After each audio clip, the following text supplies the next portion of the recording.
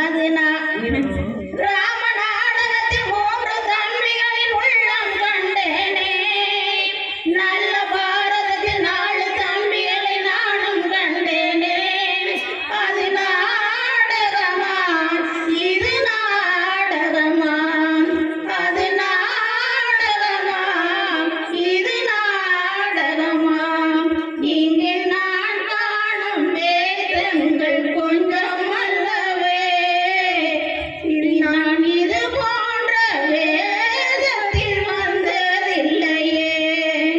அம்மம்மா தம்பி என்னும் நம்பி அவன் உன்னை வளர்த்தான். தங்கை என்னும்